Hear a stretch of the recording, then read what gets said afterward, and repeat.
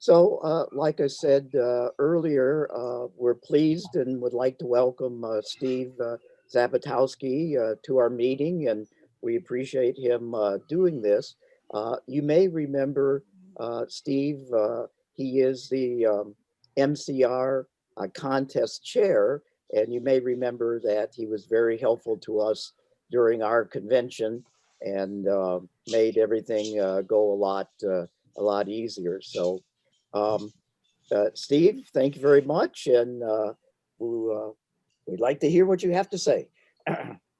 Well, with that introduction, I don't need to tell you who I am, do I?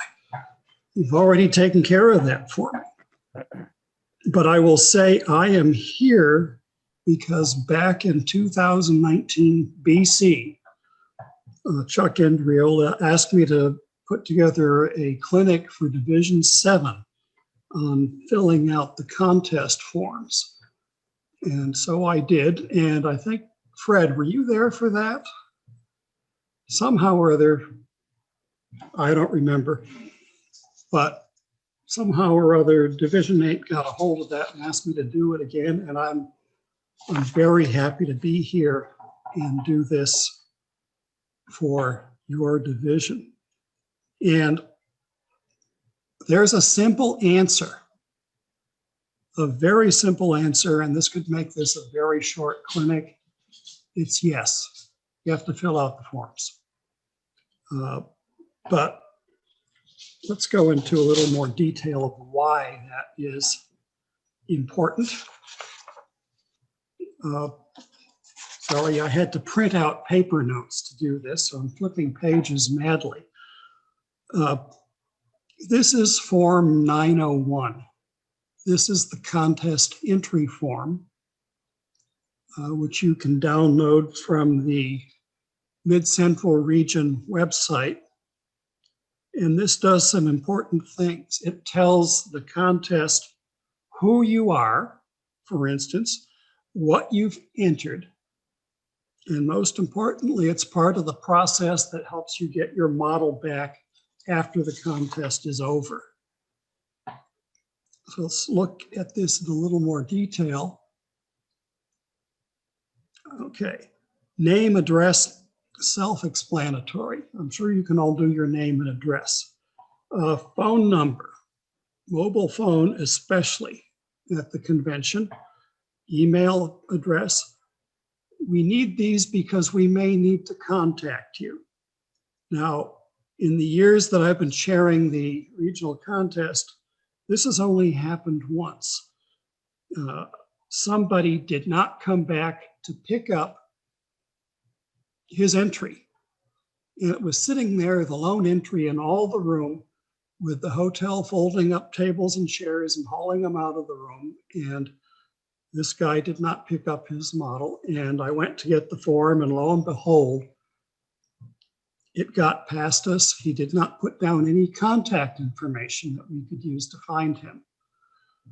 So we picked up his model and sold it. And well, actually, we didn't sell it, but we had to go up and down the hallways until we found someone who knew him, who would carry the model back to him in Michigan after the convention. And it would have been so much easier if we just had a cell phone number on the form. So we need the contact information.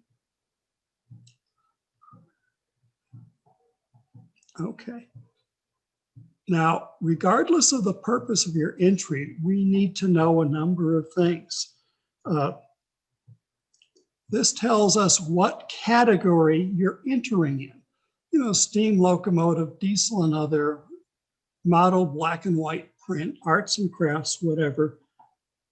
It is all marked off on this page.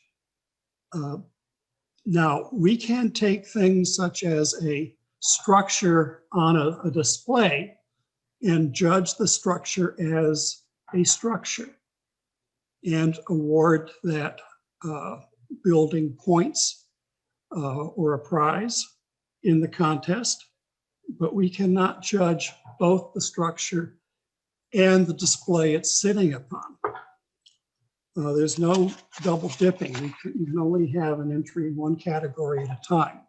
So if that person cared to bring their display back at another time, enter it as a display. We would not judge the structure, but judge the whole display.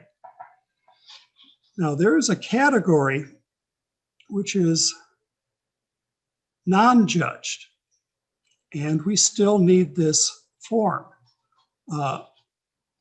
It just tells us, number one, hey, we don't judge this, but it also tells us what it is. This form is basically how we keep track of your property while it's at the contest.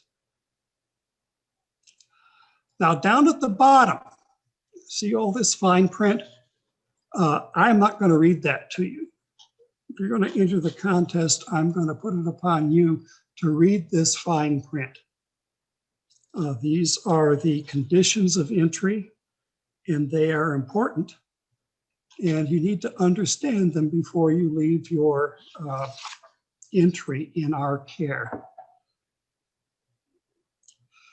And down here at the bottom, you need to put a value in. This is for insurance purposes. Unfortunately, we've never had to deal with this, but we may not accept your entry unless there is a value entered here. Could be $1, it could be $100, it could be $1,000, but there needs to be a value entered in this box right here.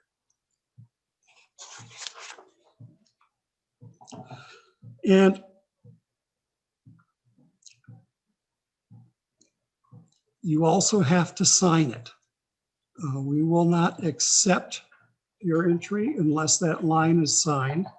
And there is an exception to this, and that is if you have a proxy bringing your model in or your entry into the contest, your proxy needs to sign as well. So we require 2 signatures if somebody else is going to drop off or pick up your model for you. And this actually works. I need to point out that at the 2018 NMRA convention in Kansas City, I entered a photo as a proxy for a friend, and lo and behold, he won 2nd place in People's Choice Awards for photo model print. He won 1st place for model print color, and the photo contest best of show. So he's probably happy he had me carry his photos or his photo to the convention and enter it for him. But it was done exactly like this, where he signed the form and then I signed as his proxy. Something else that happens that is also very important. Form 901 gets you this claim check. This gives you or your proxy the right to pick up your entry at the conclusion of the contest. We will check the entry number against our form, against what you're holding in your hands and trying to carry out of the room. With this, we'll collect your signature on this, and we'll hold those cards for about a year to make sure that there are no complaints and nobody walked off with someone else's model. But hang on to that card. Now, this is the one that most people really don't like. This is Form 902, the judge's score sheet. This explains to us everything you've done in the various categories we judge, and helps us understand what it is you've done. But I have to point out that we have 2 other judges' score sheets. We have the 903, which is used for module entries. And we have the 905, which is used for arts and crafts entries. And if you're wondering why there is no Form 904, there used to be. 904 used to be the form for entries into the photo contest, but it was absolutely unwieldy. And the people who judged the photos finally arrived at the point, and this was long before I came to judge the contest, that there would be no judge's score sheet for the photo contest. So let's go back to the 902. And this is what we're going to concentrate on for this presentation. Now you'll see that there are 5 categories here: construction, detail, conformity, finish and lettering, and scratch building. And there are a certain number of points available in each area, and your entry can be awarded anywhere from 0 up into the maximum, the maximum number of points available in that category. And when these are added all up, so you got a perfect score in everything, you would get a score of 125 points. And if you happen to get more than 87.5 points, you would be awarded a merit award on your entry. Incidentally, we do not give half points, so minimally you would want to look down here in your score total to be at least 88 points. Now, why this information is important is you need to help the judges understand what they're looking at and where to look at with respect to your entry. They only have about 5 minutes to assess your entry. So being concise is very useful. And you'll hear me say this more than once. Don't use 3 words when 5 words will do quite nicely. Language is important. Being concise is important. And more on language a little later. Let's look at construction. Construction is worth a total of 40 points. This is the single category with the highest number of available points. It is often the one that is most difficult to judge and the one where any information that you can give us is highly useful. You need to mention the particular methods you use to construct your entry. And it's not always apparent from looking at a model. So tell us there's something special about what you did. You'll notice that we don't have check boxes for things like laser cutting or using a craft cutter or 3D printing or anything like that. We don't have those yet. Now, you don't get extra points for using one of these machines, but it goes to show us expertise in different levels of difficulty in construction. So if you used one of these computer-driven machines, by all means say, I 3D printed this, I laser cut this, I used the craft cutter. It's worth noting, for example, also that if you stick built a model, that would mean, for example, plank on frame, as opposed to using scribe sheeting. Things like that are important to mention. Remember, we only have about 5 minutes, and there are 3 or 4 people trying to look at this model and trying to discern everything they can out of it, and help us not to guess at what it is you have done. Detail, good for a maximum of 20 points. And here you want to tell us about the quantity and quality of what you've done. Quantity and quality of details are important. The more complex the detail on the prototype, the more so we expect to see in the model. We need a list of commercial parts if you bought commercial parts to use in your model. And it's helpful to draw arrows or circles on photos of the prototype, pointing out the details you've included in your entry. And interestingly enough, this category here kind of goes hand in glove with the next category, which is conformity. You get up to a maximum of 25 points here. And this refers to directly the intent of what the prototype was, what it did, how it was used, and how well you have demonstrated this in your model. Now, this is where you can show research, freelance models, which I do a lot of. We need evidence of prototype design or practice to establish the manner of construction and features. Attached drawings, photos, other evidence of the actual prototype or similar structures to support what it is you've done in your model. If you provide no evidence whatsoever, you are going to get an automatic reduction of score in this category.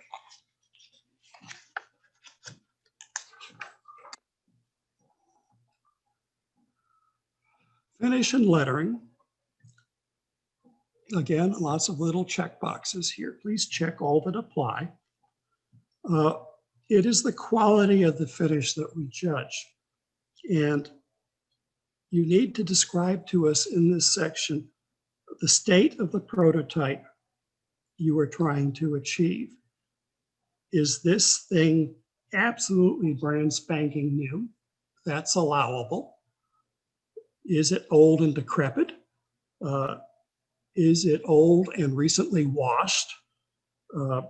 Weathered, heavily weathered? Things like that are all useful to us to understand the intent of the model maker with respect to finish and lettering. Scratch building, good for a maximum of 15 points. This is where you explain how much of your model was built from basic materials as opposed to commercially made parts. Now, basic materials are things like scale lumber. Now laser cut shingles are included in this.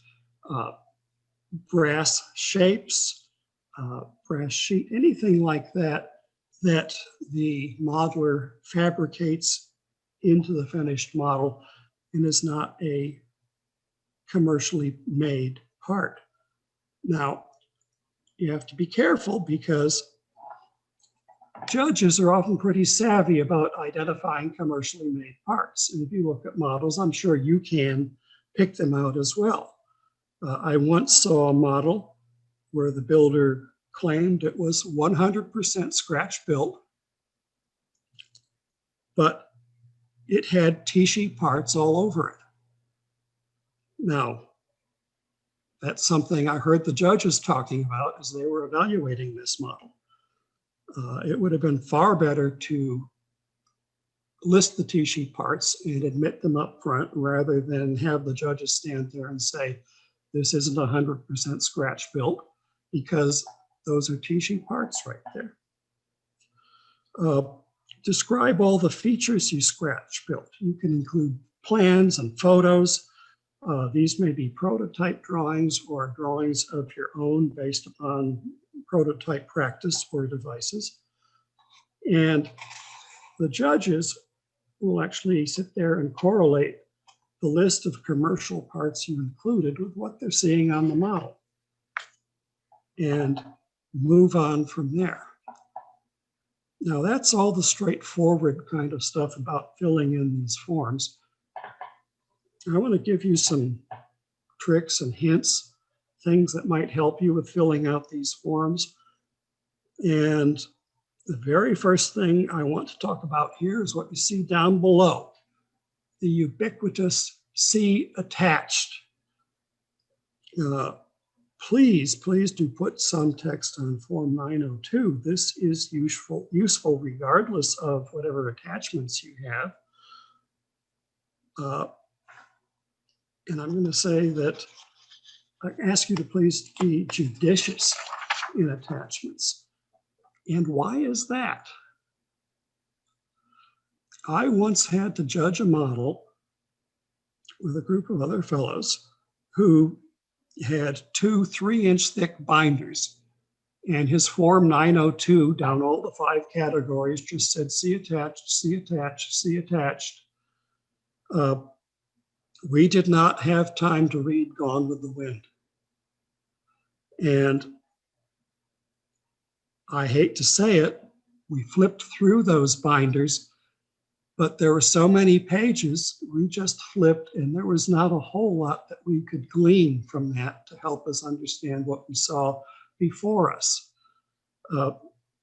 It was an overload of information, too much of a good thing, and ultimately this did not help the person who entered that model. Remember, we only have about 5 minutes. I've had much more luck with a few concise pages stapled together. What I've found is that judges seem, for whatever reason, a lot more inclined to pick up a few stapled sheets of paper and flip through them and look at them than they are a 2-inch thick binder. So this is a suggestion. Now, there's a lot of information to put in here. And what I want to point out here is the form on the left is my actual real life god-awful handwriting. There are very few people in the world who have worse handwriting than I do. And the form on the left contains exactly the same information you see in the form on the right. Now, if you have beautiful handwriting, beautiful printing, I have no problem with it. But it is a lot easier for judges to deal with something that is printed versus something that is handwritten by someone like me. Ask yourself as a judge looking at these 2 pages, which of the 2 would you have an easier time with? Which is going to take less time to decipher?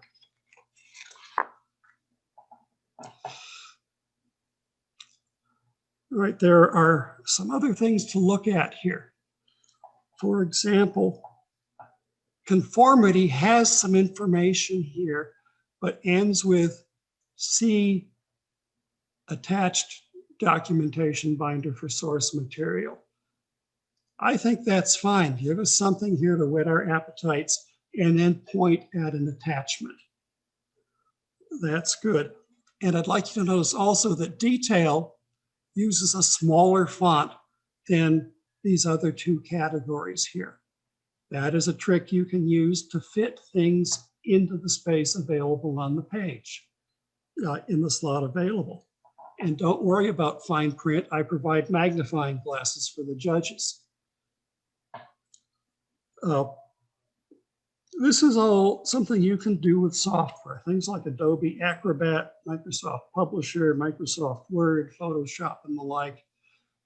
They all provide tools that allow you to cut and paste text into an arrangement on a page.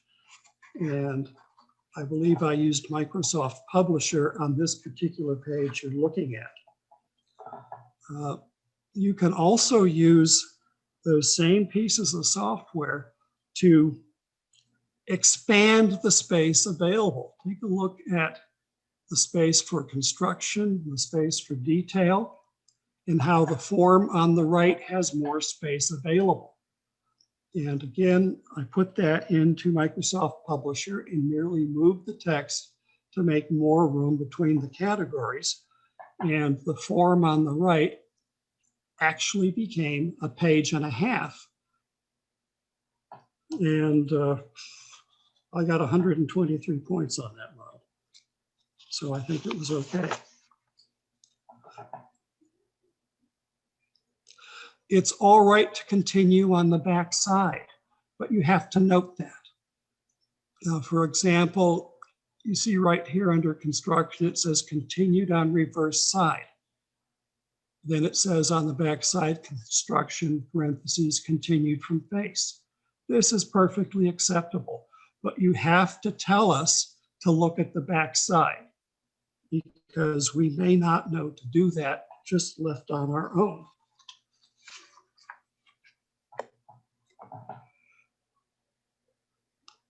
Okay, language. Here are two short sentences basically saying the same thing. The one on the right has 3 less words. I know that's not a lot, but I don't think the meaning is sacrificed between the two. But if you're talking about 3 less words for every sentence or every line you're putting on your form, that adds up by the time you get to the bottom of the page. Use a bit less space, have a little more room to include important information. Another look at language here. This is lifted from a form, an entry form, a judge's score sheet rather. And let's look in particular at the balcony railings, which are kind of hard to pick out because you see windows, balcony railings, but trust me, they are balcony railings. Are those scratch built? Or are these balcony railings made by Tichy?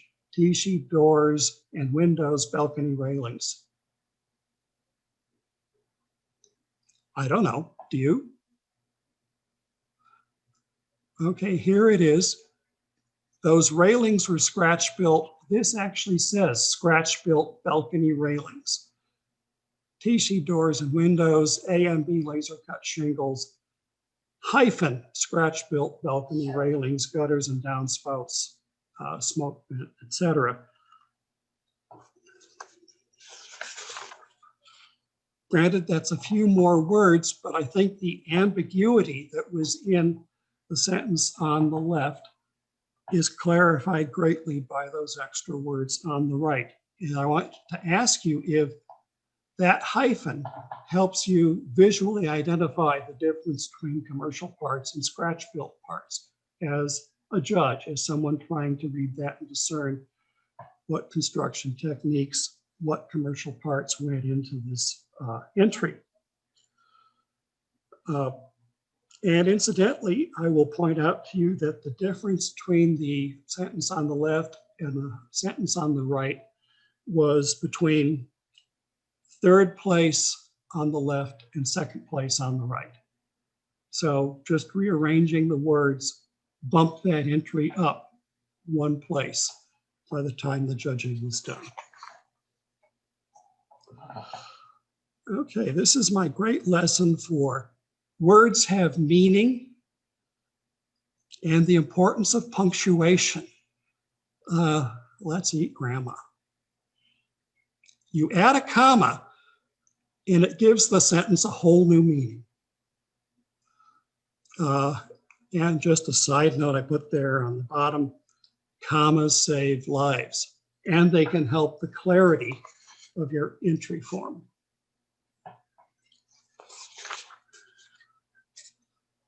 And something else on language, some advice and an exception to the rule. I'm going to say save your old judges' score sheets. They are a great reference, and you may find you want to reproduce something you did in that model you built 4 years ago. Or my own example is I have my judge's score sheet for my scenery AP, and it says exactly what I used in what order and the techniques employed, which, believe me, I've had to pull out 2 or 3 times as I've expanded the scenic area of my layout. And as a result, it doesn't look like someone else came along and did a completely different bit of scenery as I added new areas to the layout. Now the photo here, this is Bob Ashley's HO scale module. This is when we first did modules in the 2019 convention in Boardman. The title of the module is Transformer Shop. Now Bob put only 2 words on his whole judge's score sheet. It simply said Transformer Shop. And when this was coming in, I picked it up and I said, Bob, you really ought to put some information here. And he wouldn't listen to me. He said, point blank, the work should just speak for itself. Well, in that case, it did. Bob won Best of Show and other modules at that convention. So there is an exception to every rule.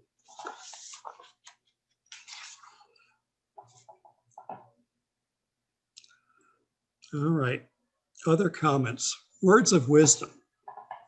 And it says down here, things I've learned from the contest. Number one, don't fear the forms.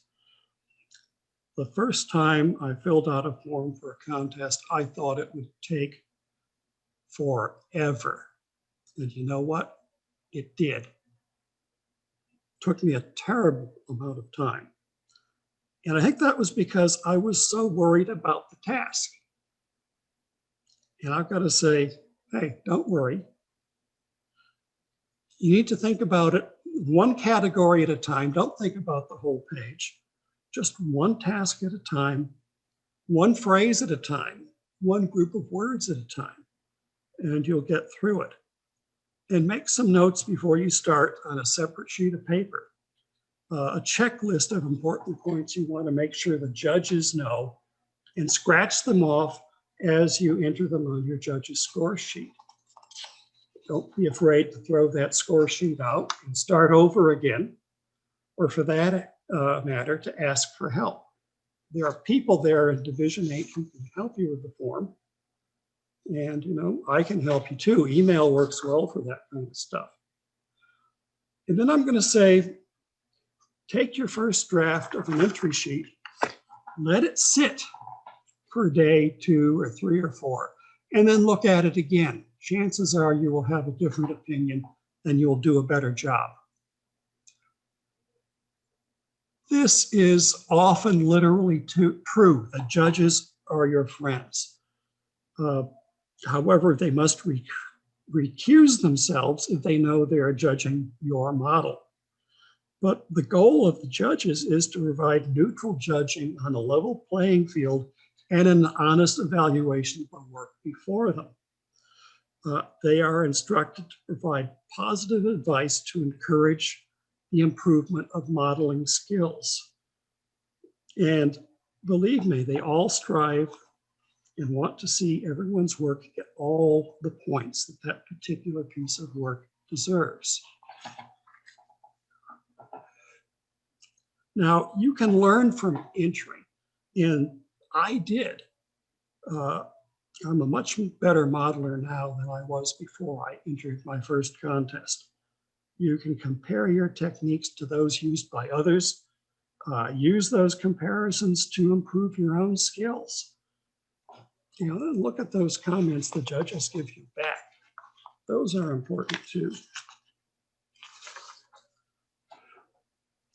And now here's my pitch. You can learn even more from judging in the contest.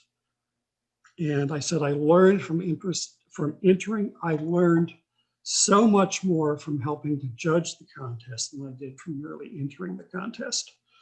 I learned a lot. Judging compels you to closely analyze the work of many modelers in detail. You discuss this analysis with your peers during the process. And that is a very great thing when it comes to sitting down and thinking about building your next model. Now, most importantly of all, I've made many friends through the contest and judging. And that, I think, is the most important thing of all about all of this. And with that, I am done. I will stop sharing and I'll turn the meeting back to Fred and everyone else. Any questions?